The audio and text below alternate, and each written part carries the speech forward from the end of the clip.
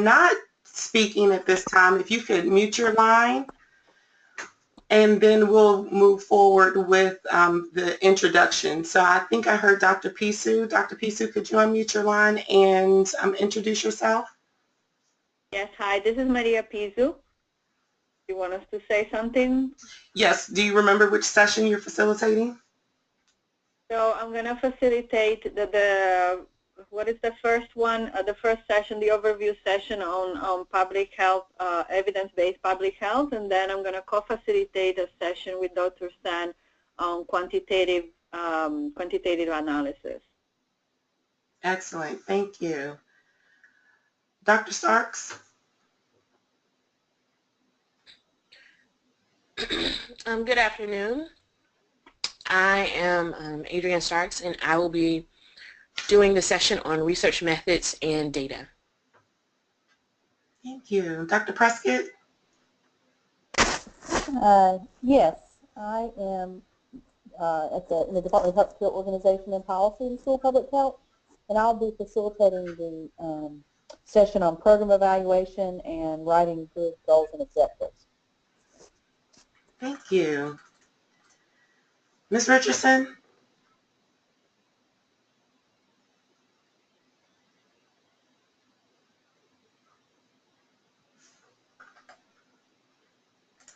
All right, we can come back. Dr. Bateman, are you online?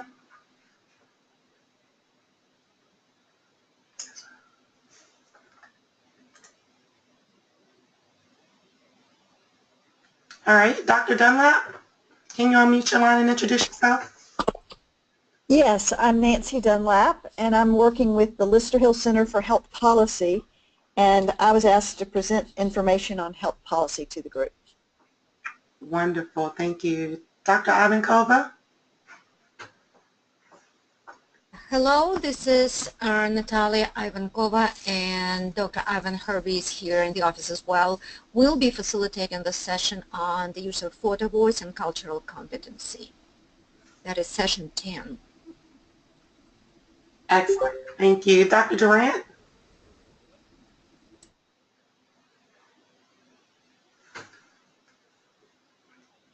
All right, here we also have Bettina Bird-Giles. Ms. Bird-Giles, would you like to introduce yourself? Hello everyone, this is Bettina Bird-Giles, and I will be facilitating the session on cultural competency. Has anyone else connected that hasn't introduced themselves yet? So, Ebony, can you hear me now? I sure can. Sorry, I didn't unmute myself fast enough. This is Reagan Durant. I'm going to be presenting the session on clinical trials. Wonderful. Thank you, Dr. Durant. I see that Dr. Sadecki has joined us. Dr. Sadecki, if you can hear me, if you could unmute your line and introduce yourself to the group.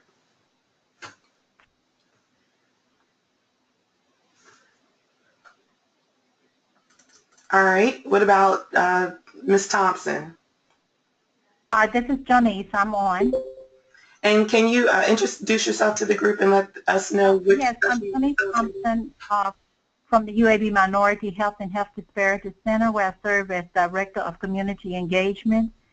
And I will be doing one of the sessions on community engagement. Excellent. Thank you. Has anyone else checked in that hasn't introduced themselves yet? If so, if you can unmute your line and introduce yourself, that would be great.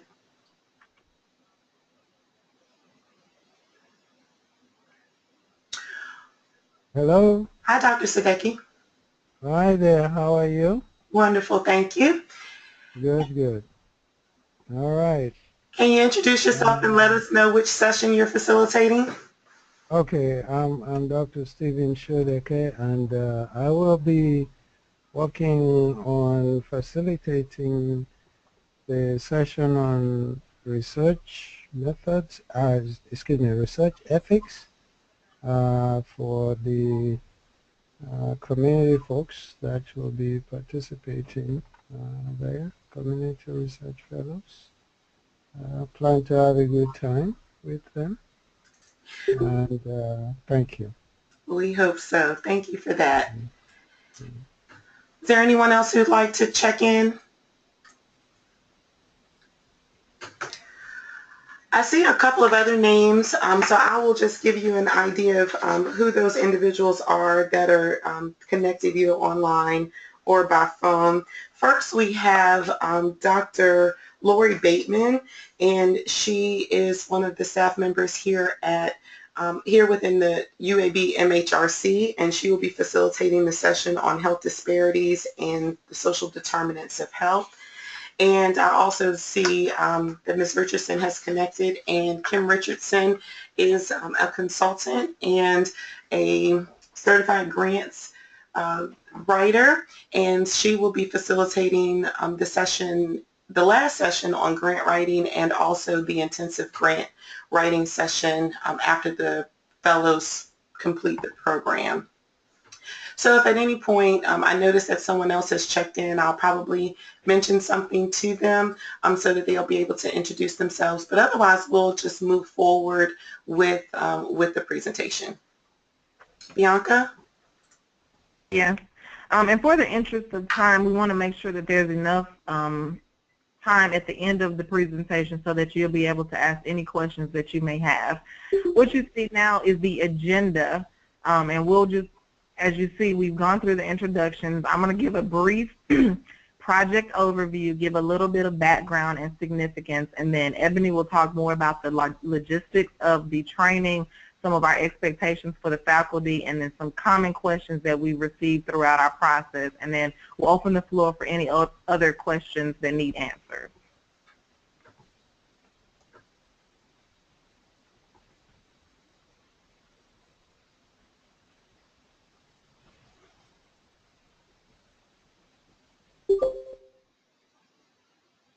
Uh-oh. What happened?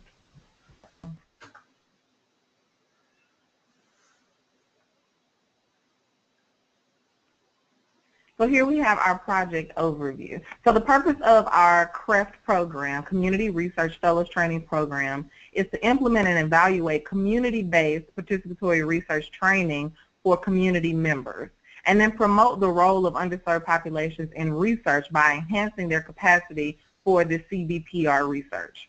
We also want to bridge the gap between the Health Policy Center, which is Gulf States, the UAB MHRC, researchers, and other community-based organizations, as well as individual community members that will serve in addressing some of the health disparities issues that we face here in Alabama. Some of our goals, so pretty much the mission of our program, what we hope to see as the outcome is we want to be able to train community members to be good consumers of research, not just eat what's given to them, but be able to really digest what it is that they see on a day-to-day basis. We want them to understand how to use the research as a tool to improve health outcomes in not just their communities, but other communities of interest. At the same time, we want to increase community member understanding of how to work with researchers. Oftentimes, we see researchers come into communities and not really explain the process of research in their areas. We're just giving them a task list or a to-do list for that community, but we want these community members who go through this training to really understand the research process so they can give valuable input in that process and not just get great outcomes for the researcher, but have the community to really understand what it is we're trying to do in that area. So our specific aim one is to enhance community knowledge and understanding of research. We've already recruited our multidisciplinary faculty as well as a cohort of 31 community fellows to participate in this semester-long, 16-week public health-based research training course for community members. We have a really diverse group of trainees. We have community organizers, we have entrepreneurs, we have scientists, we have students. So we have a really broad range of people that will be in this first cohort here in Birmingham. We also want to create a pool of community members who may potentially serve on IRBs and community advisory boards. Ebony will talk a little bit more and stress the importance of good quality information for our trainees, for our participants, so that we can give very knowledgeable recommendations to IRBs and community advisory boards. Our specific aim, too, is to evaluate community research fellows training programs. So we have comprehensive mixed method evaluations, and we also have session-specific evaluation. So I believe Ebony will talk a little bit more about the structure of class, but we have a two-pronged approach to evaluation. We'll have in-session, pre-test, post-test evaluations of the sessions themselves. So this is just strictly content. So what did you know before this session? What did you know after this session? But we also have an entire program evaluation. So overall knowledge of CBPR that they'll take on orientation night on January 10th, and then they'll have a follow-up session evaluation or program evaluation on May 16th at their graduation. Midway through the training, they will receive a midpoint evaluation, and that's for us to continue tailoring this program to the needs of the participants. So it's how much information are you attaining? Is it too much information? Are you not having enough time? Are you not understanding? So we can make mid-training adjustments to ensure that all participants are receiving as much as possible from the training. So now we'll go into some of the background and significance. So some of these stats, we wanted to list them to really drive home the point of why is this training needed here in Alabama. It's not that we're the worst state, or it's not that we don't have knowledgeable individuals here in Alabama. We want to really validate the need for a program here in Birmingham or here in Alabama. We've seen this program in the St. Louis area. We've seen this program in the Mississippi area, and we also have another training in South Alabama. But these numbers are kind of showing us this is why we need training for community members who are going to engage in the research.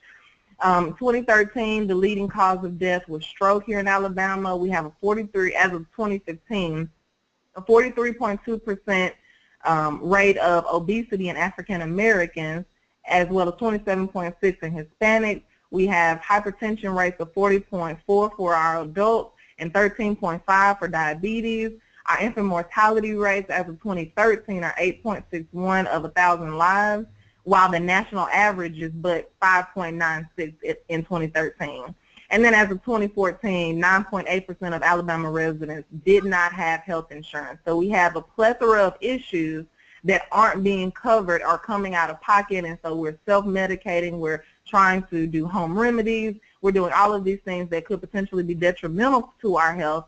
And so these are just numbers to kind of show you what Alabama looks like as of up until 2015 and why we need the training for more people to engage in research so that we can potentially supply or help out with some of these issues that we're facing here in Alabama. So some of the challenges and opportunities that we'll see through this training is that we can really look at these marginalized communities and create a sense of trust that has often perpetuated the mistrust when it comes to research in these areas. We all know about the Tuskegee experiments and different issues like that that have come up when it comes to trust. And so one of the opportunities that we like to look at is how we can go into these communities and create a respect and create a trust with research again. Also, with CBPR, it's been shown to be effective in addressing some of those issues by engaging those communities as partners. And so that's one of the biggest things that we want to stress through this training is we're not coming in to fix the community. We're coming in to work with the community to help themselves. And if we can show community members that this is the mission of research, if we can start pushing research or research mentality in that direction, we can increase the amount of participation in research with our community members. It's not looked at as a Band-Aid that people place on the community, but rather this is us helping you on how to really resolve some of the issues through evidence-based research. And then the changes in the context and the attitudes of not just the community members, but of the researchers in this partnership. So we hope that with a mix of participants, we'll see some of the mentalities of the scientists or the researchers or the physicians who are in the program have a change of heart, change of mind with regard with respect to research on communities versus research with communities, and we'll also see more of an appreciation and understanding on behalf of the community members. So we're looking and hopeful that this will be an opportunity to change that dynamic between communities and researchers.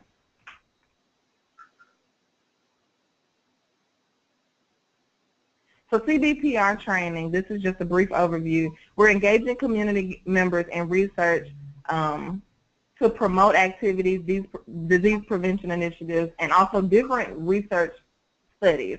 And CBPR training is also participating in public health research training that can prepare community members for collaborative work with academic researchers and empower them to act as equal partners in the research process. So once again, we're driving home the fact that these are not researchers coming in to tell the community what they need, what's wrong, and how to fix it, but rather this is a really in-depth, involved process of listening from both parties, the researcher and the community member, and feeling valued in that process.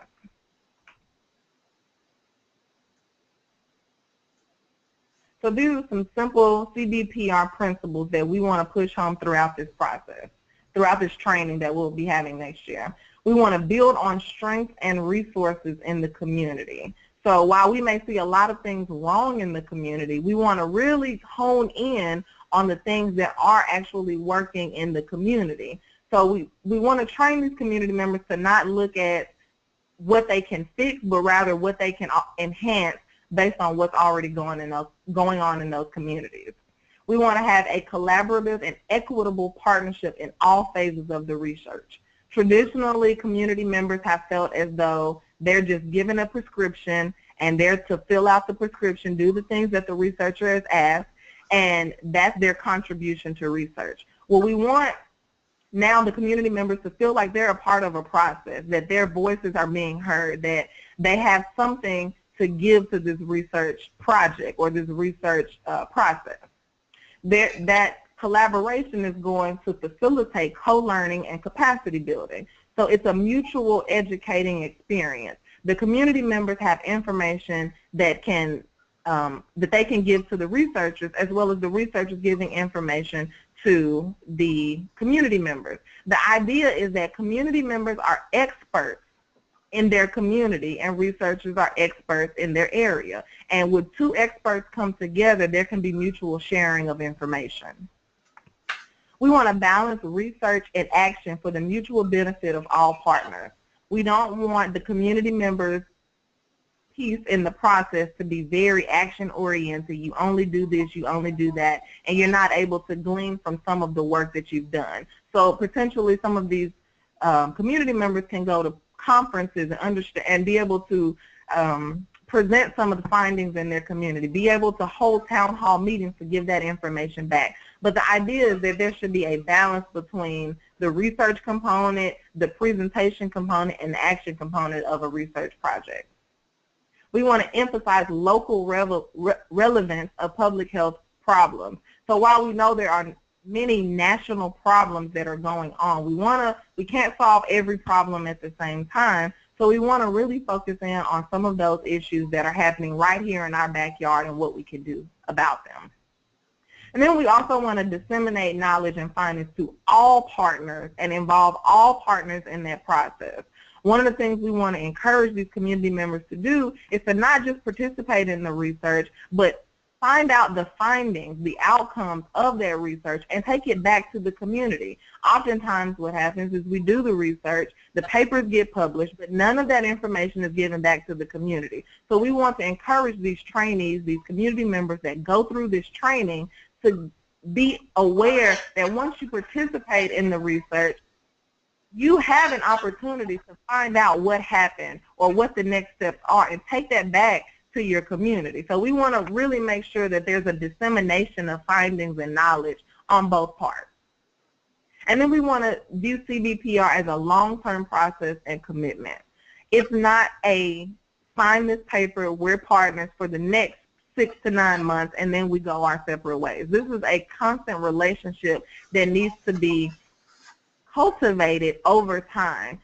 Trusting a person takes time. Understanding a person takes time, and when we can put that in our minds that this is a long-term process, we can manage our expectations for one another.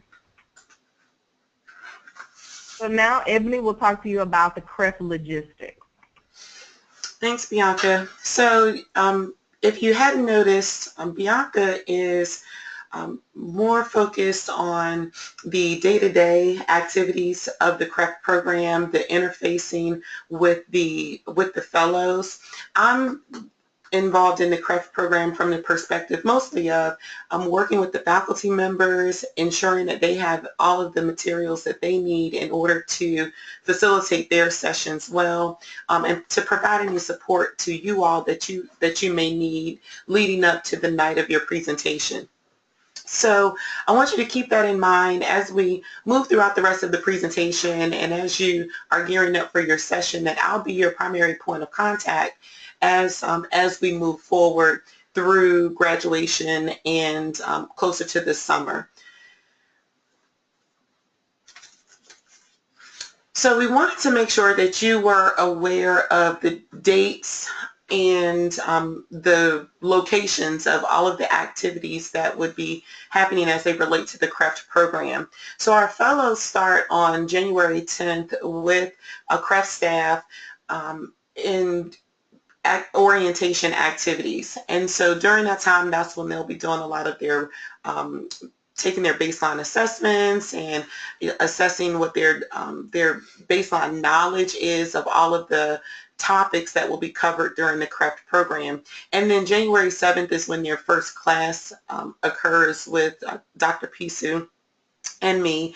And then the class is in May 9th with Ms. Richardson's grant writing course. And graduation is on May 16th. And then there's an intensive grant writing session, which is optional for our participants, on May 20th.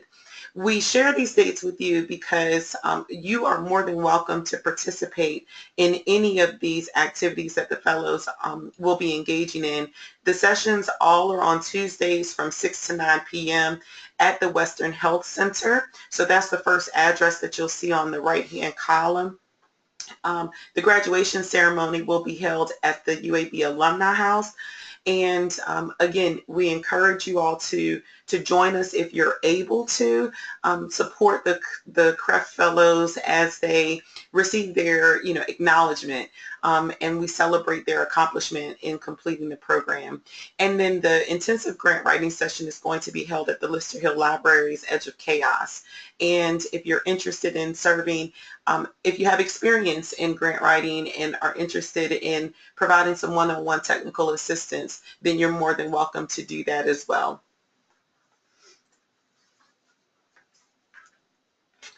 So as you were doing your introductions at the very beginning of the call, you heard that there are a number of individuals who are going to be facilitating these sessions on these topics that you see before you. What we want to do is make sure that our CRFT fellows have a good working understanding of all of these topics related to public health that they may hear about if they were to partner with someone in public health to address a community health issue. So we want to make sure that they are able to understand the conversation when they're meeting with academic partners, when they are reviewing manuscripts that have been developed, when they are having conversations about grant applications that that you all or any other faculty members might approach them about writing. And so we want to make sure that they have a handle on or a good working knowledge of all of these topics so that they can speak intelligently when they're in those meetings. And so you can expect to be able to, during your presentation, refer them back to some of the things that they may have learned in previous sessions and apply it to what you're covering with them, and impress upon them how, what you're discussing coupled with something else that they may have already learned will help reach a particular objective. We really encourage you to do that during your sessions. We wanted to make sure that you also were aware of the two types of agendas that we might have for the class sessions. For the vast majority of you, you are going to be the only one facilitating the session. So you'll have about 2 hours and 15 minutes with a break in between where you'll be facilitating a session on one particular topic. However, for session 2 and session 10, we have two topics that we've merged into one class session. And so because of that, we wanted to make sure that we're being respectful of the second faculty member's time as well. So fortunately, though, for session 2, Dr. Starks is facilitating both the research methods and the data, so this doesn't impact her as much. But for session 10 with Dr. Herbie and Dr. Ivankova, you all are sharing that time with Mrs. Bird-Giles, and so you would follow the two faculty member class agenda on the right, whereas the vast majority of other faculty members would follow the agenda on the left. So Bianca mentioned a little bit earlier about evaluation methods that we might be using, especially during the first session, at the midpoint, and at the end of the program. Our fellows will be completing evaluations. And so some of you may have an interest in knowing, kind of what that evaluation looks like. And so this is pretty much what they will be engaged in over the course of the 16-week program. And if you have any questions and would like more information, if you would like more information on the evaluation, you're more than welcome to reach out to me, and we'll be more than happy to share information with you on that.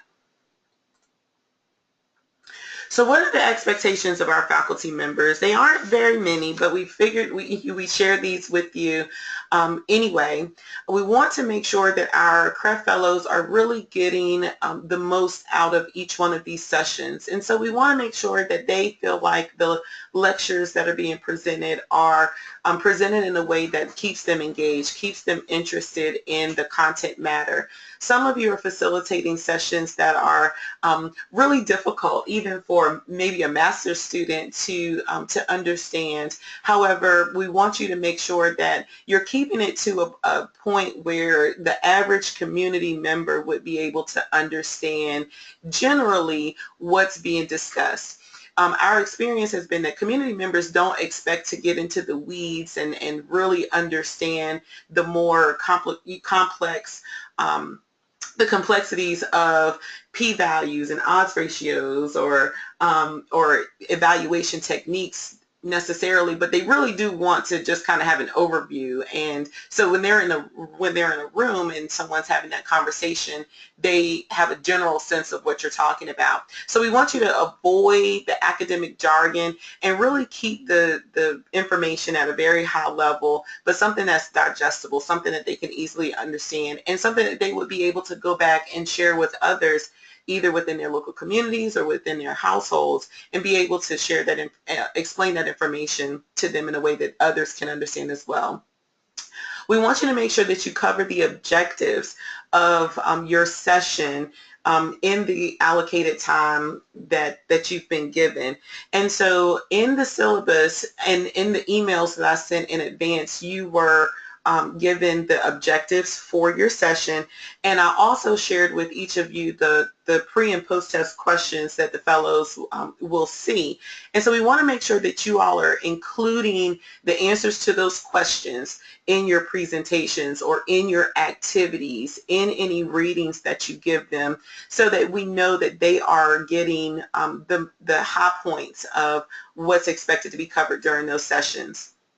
We ask that you arrive early to the session. So number one, so that you can get a meal and be prepared, but also so that you're not rushed and stressed as you begin your session. And we want to make sure that we get the fellows out on time. 6 to 9 p.m. is challenging for a lot of working individuals, and it's dark, and so we want to make sure that we're getting them out in enough time so that they're not out too late and that they're not overwhelmed.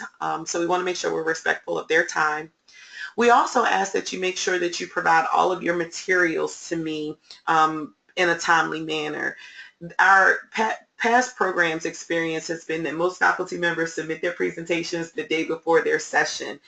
And that's okay. The challenge with that, though, is that inevitably, there is a time where faculty members have an emergency come up. And so we're asking that you email your session materials as far in advance as you can, so that we make sure that we have everything ready in advance of the session, because our staff makes copies of all of the materials that you provide for us so that we can make them available to the fellows. And so the earlier we have those, the better we're able to prepare for each one of the sessions. And finally, if there are needs that you have in order to facilitate your session better, then we ask that you get that information to us in advance. If you need flip chart paper or different color markers, if you need Post-it pads or colored paper or anything, paper clips or anything that might help to enhance the session, we ask that you get those requests to us in advance so that we can make those materials available to you. If you do end up going out and purchasing materials for your session, because maybe, it was kind of a last minute idea, or you just didn't have time to get that information to me, we ask that you just keep your receipts and provide those either before your session or when you get to your session, and we'll ensure that you're reimbursed for those. But in the end, we want to make sure that you guys are having fun. We want to make sure that our craft fellows have fun and that they're getting a lot of meaning out of the program. They've committed to this 3-hour these once a week sessions for 16 weeks. And they've expressed by their applications this huge commitment to addressing issues within their local community. And because they have that commitment, we want to make sure that our faculty members and our staff have this commitment as well, and make their experience one that they can look back on and appreciate moving forward.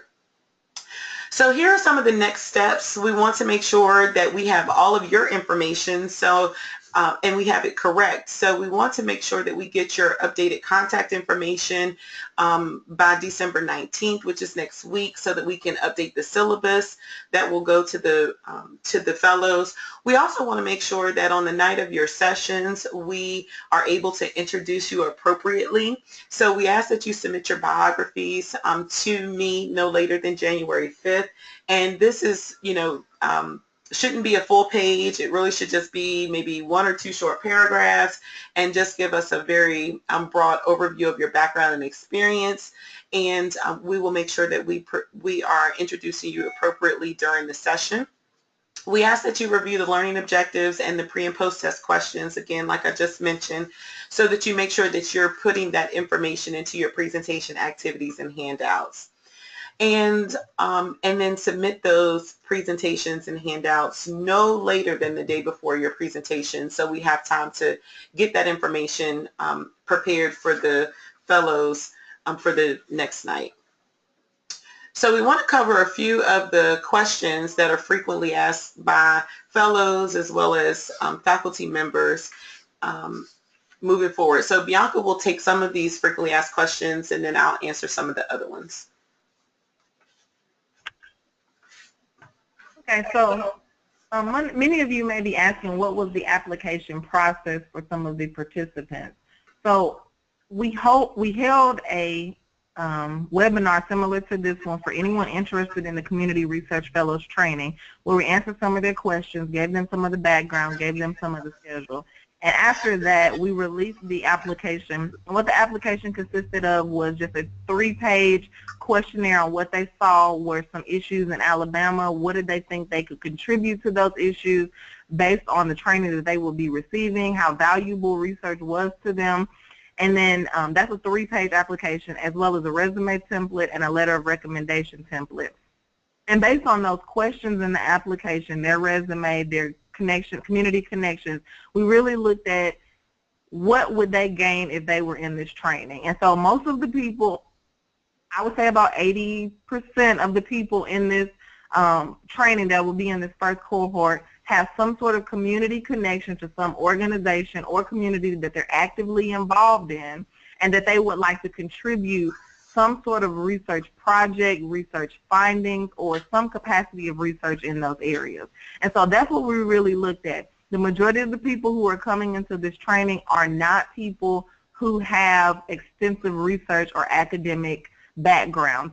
They are deficit in this area, and that was one of our highest criteria when looking through the applications is there a large enough deficit to where this training could actually impact them in such a way that it would increase community-based research. And so that was the application process. They submitted it. We had a review panel come in on a Wednesday for a couple hours. We reviewed the applications, and then we gave our decisions after that review process. Was there a cost for the fellows to participate? There was no cost for the participants at all. This is a free course or free training for them, which is why we were very particular about the people who went through the training. We wanted to ensure that while it's free, they would really glean from this opportunity and take back these findings to their communities or their community organizations. But we do value this training at about $2,800, which is the typical for a college course. And so we do want to be very respectful and responsible with this training and make sure we're not squandering money on those who we don't deem this program to be useful for. Will CRFT certify fellows in public health research? It will not certify them, however, they will receive a certificate of completion. Our idea is that, and it kind of goes into the second question, can I partner with fellows? We want them to be trained in such a way that we can create a Rolodex, so to speak, a network of participants who can be actively involved in CBPR research for not just the faculty who may potentially want to partner with them, but other researchers at other institutions and organizations, and serving a very wide array of positions. And so we want to ensure that the education that they're receiving is quality for us to give very responsible recommendations for those people. We want to ensure that when we put their name out there, we can guarantee that they got the quality education. But there's a certificate of completion, but there's no certification for them to become a public health researcher.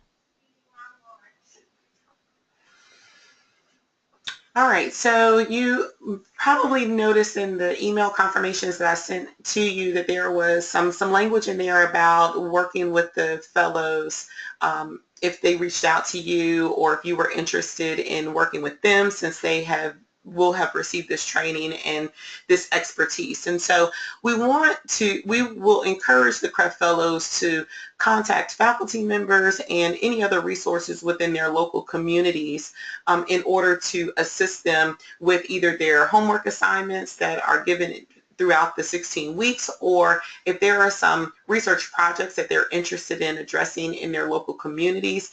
Absolutely, the CRFT fellows may contact you, and you are allowed to share information and resources with them. However, we want to make sure that we are staying abreast of those connections that are made. We want to be able to track those outcomes. And so if one of the CRFT fellows reaches out to you, then kindly let us know. More than likely the CRFT fellows will have let us know, but just in case they forgot, if you could just let us know, that would be great. As I mentioned before with the second question, absolutely, you're more than welcome to join us at any of the sessions at graduation or at the intensive grant writing session.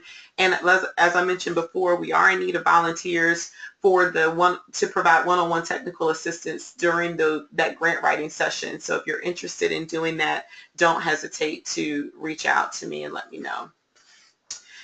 And what happens if you're unable to facilitate the session? Make sure that you contact me immediately so that I'll know that you won't be able to facilitate. Like I mentioned before, we'd like for you to get your presentations in early, and we will work with you to find a substitute. If it happens to be on the day of your session, I ask that you call me on my cell phone, and that number is provided for you so that we'll know that we'll have to find someone who can stand in for you immediately, especially if it's something that you're just aware of on the day of your session. But we anticipate that we won't have any of those challenges. We expect a really good 16 weeks of the program. So we want to open up the lines for you guys to ask any questions that you might have. I believe most of you are muted, so if you have a question, if you would unmute your line and ask your question, we'll try to address that during the call. Hi, this is Dr. Stark. Hi. I have a couple questions. One is regarding kind of the format of presentation. So would it be PowerPoint, or is it kind of up to our discretion if we wanted to just do handouts? And if there is PowerPoint, should we provide our own laptop or thumb drive? And is there some standard for how you would like the slides to look as far as background? Excellent. Thanks for asking that, and I forgot to mention that. So we do request that you prepare a PowerPoint presentation, and that PowerPoint will be given to, a copy of that PowerPoint will be given to the fellows when they arrive the night of your session. And so we would like for you to prepare that PowerPoint presentation. And there is no standard in terms of how that should look. We just want to make sure that all of the information is captured in that session. In that PowerPoint. So if you could just make sure that the answers to your questions are somewhere within that PowerPoint, or if you're providing handouts, if the answers to any of those questions are in the handouts, that's fine too. This is Nancy Dunlap. I have a question related to is there a textbook, or are there materials that you're basing this class on? My presentation is going to be on health policy, which can be huge, and I was just wondering, do you want to make it very locally specific, or do you want to give an overview of national health policy? Do you have a preference? We do not have a preference, and I'll share with you, Dr. Dunlap. I facilitated the health policy session in Mississippi earlier this year, and I do know that, well, while I was preparing for it, I did find out that they used some materials from the Institute of Medicine to generate the pre and post test questions. And so you are more than welcome to develop that presentation in the way that you see fit. As long as our fellows leave with the sense that they know what health policy is, they understand what policy is and what it isn't, what some examples of health policy are, I think that you would be able to drive home that information, whether you looked at it from a national lens or a local lens. I think particularly for your session, it may be helpful to just throw in some local examples of policy so that they maybe can relate to something that's happening within their local community. Okay, thank you. That's helpful. Great.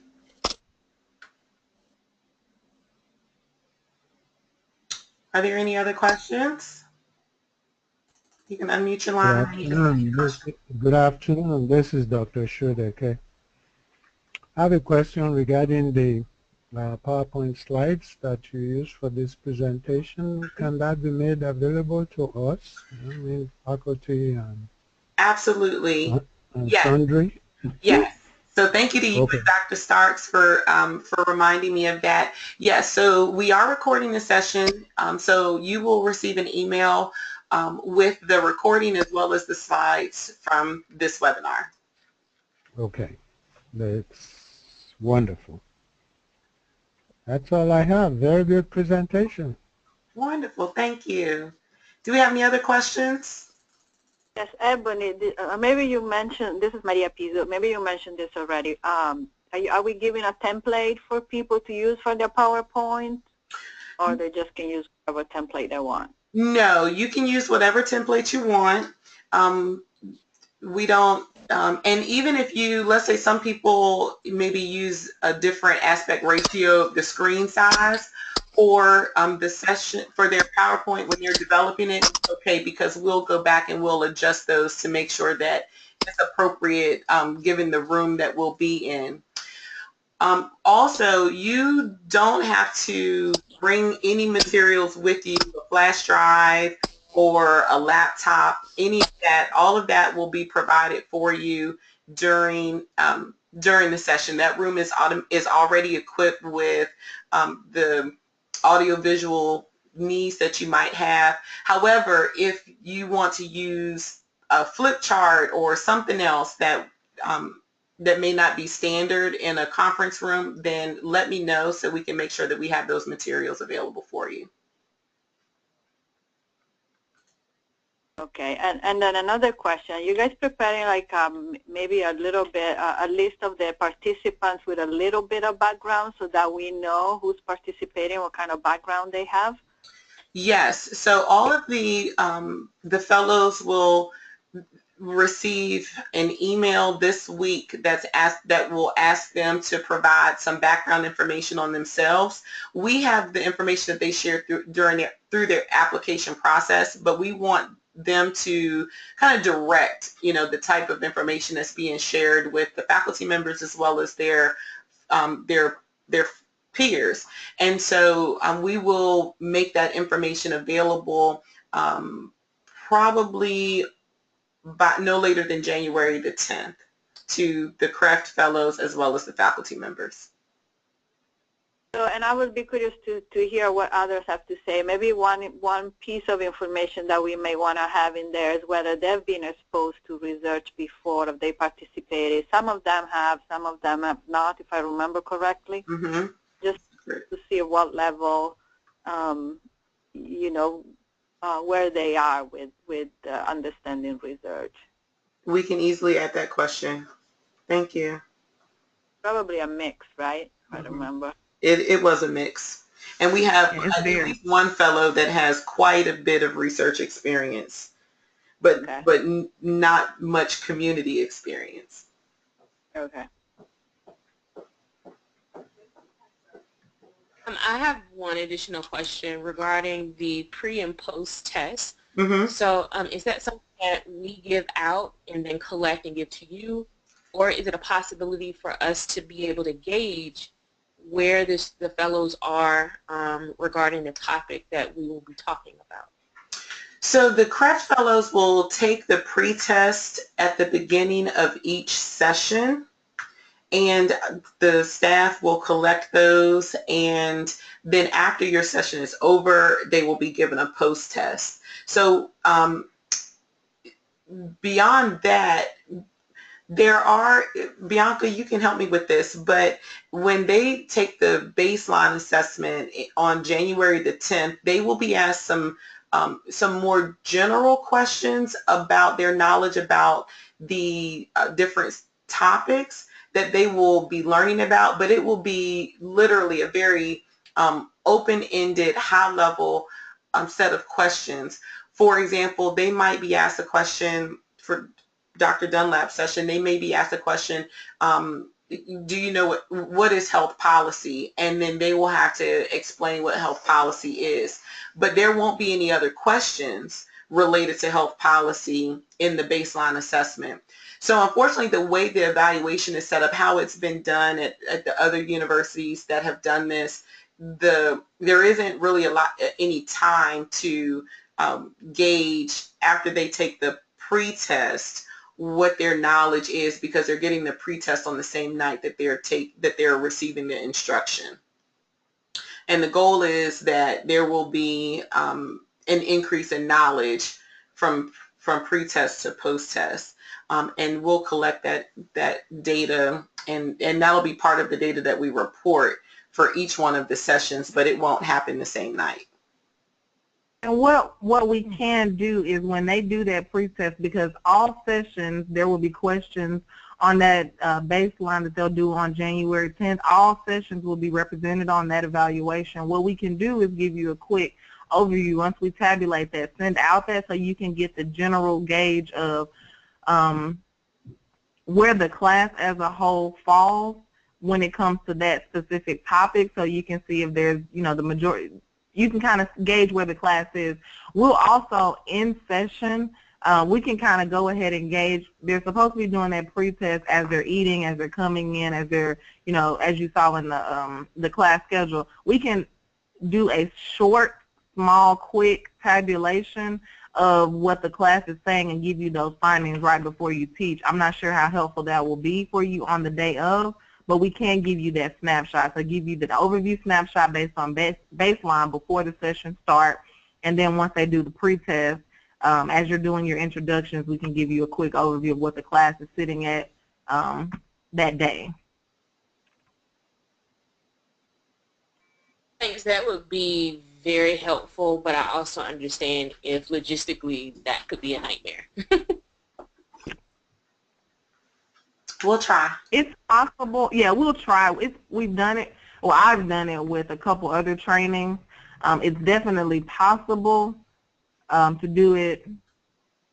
It's possible, I'll say that. It is possible, but I think when we go through those first couple sessions, if we get a good routine going, we can get you the information.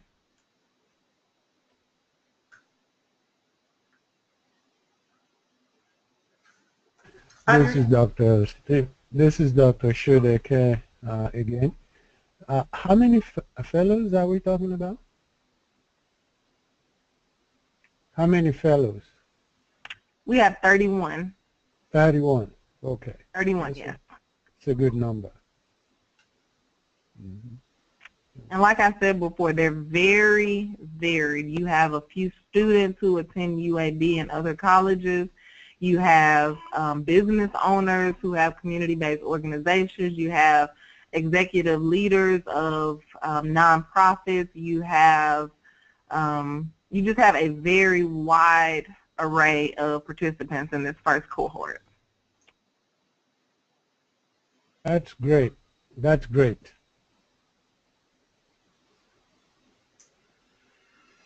All right, are there any other questions?